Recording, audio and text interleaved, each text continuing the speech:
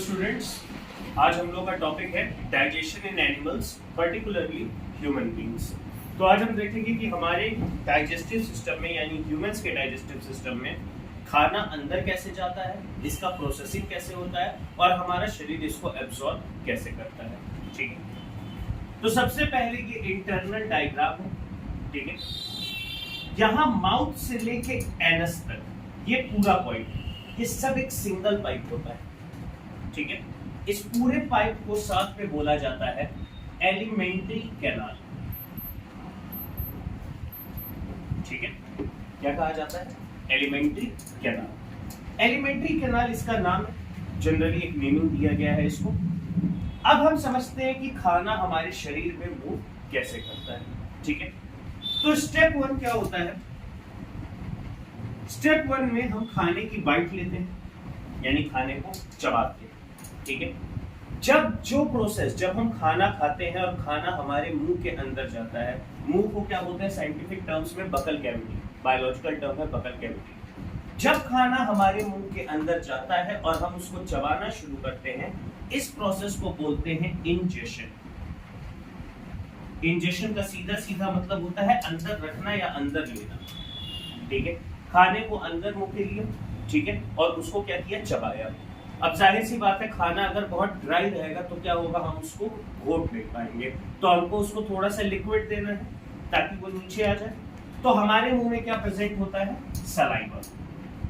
हिंदी में इसको थूक बोल सकते हैं। ठीक है, ये क्या करता है? हमारे खाने के साथ मिक्स हो जाता है और हमको उसको घोटने में आसान कर देता है।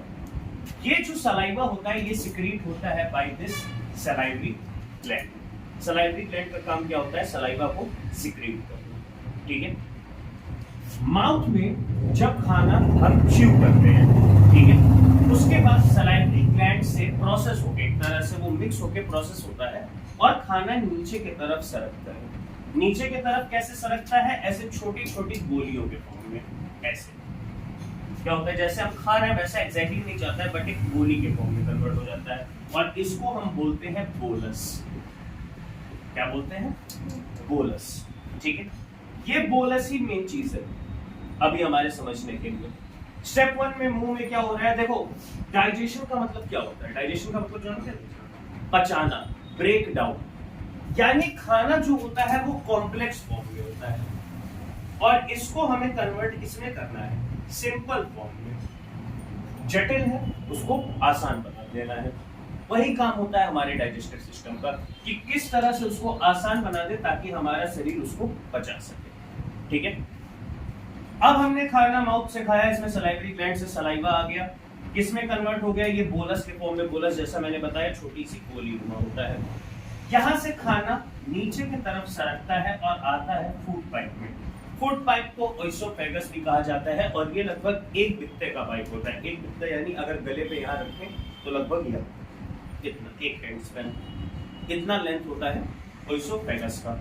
अब यहाँ पे एक और चीज देखने वाला है, एपिग्लॉटिस। एपिग्लॉटिस क्या है?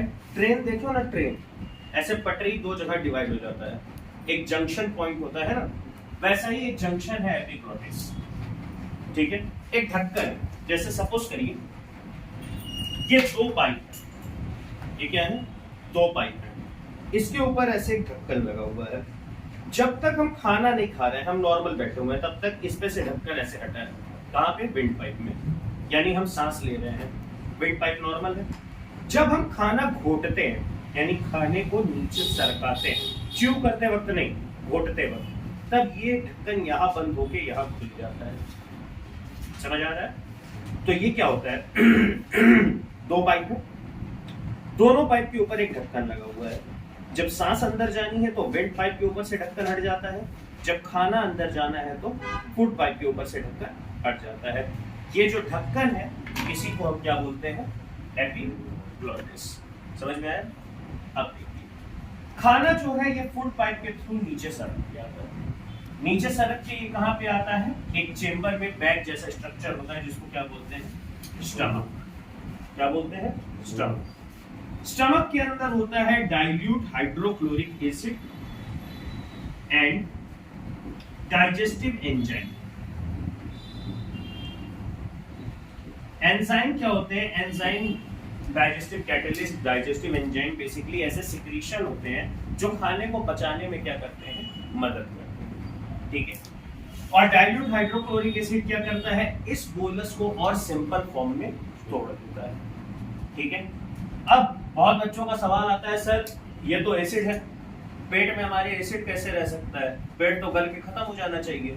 तो इसका जवाब ये है कि हम लोग का जो स्टमक होता है, अगर हम इसको बाहर निकाल के ऐसे इसका स्ट्रक्चर बना लें तो ये डबल मेम्ब्रेन होता है, यानी ये 2 मेम्ब्रेन का बना होता है। बाहर जो है यहाँ पे नॉर्मल एपिथेलियल टिश्यूज होते हैं, ठीक है, सॉफ्ट एपिथेलियल टिश्यूज, ये बाहर की तरफ होते हैं। और अंदर जो होता है ये होता है म्यूकस लाइनिंग।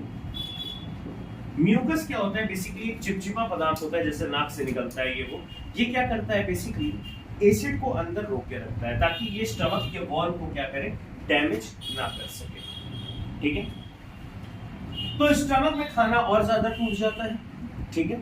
टूटने के बाद नीचे आता है यहाँ हमारे डाइजेस्टिव सिस्टम के सबसे मेन ऑर्गन में।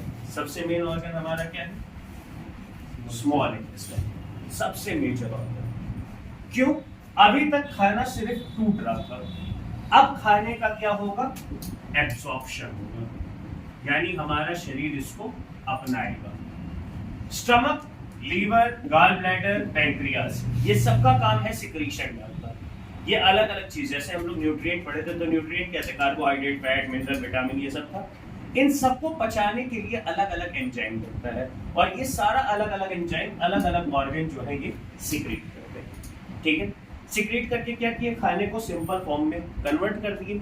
अब इसको हमारे शरीर को एब्जॉर्ब करना है, तो हमारा शरीर खाने को ग्लूकोज के फॉर्म में एब्जॉर्ब करता है। वही ग्लूकोज जो हमने कल फोटोसिंथेसिस में पढ़ा था, उसी फॉर्म में हमारा शरीर भी खाने को क्या करता है, एब्जॉर्ब करता है, ठीक है। और ये एब्जॉर्प्शन का प्रोसेस कहाँ पे होता है, स्मॉल इंटेस्टाइन में होता है, ठीक है। स्मॉल इंटेस्टाइन के अंदर ऐसे स्ट्रक्चर पाए जाते हैं,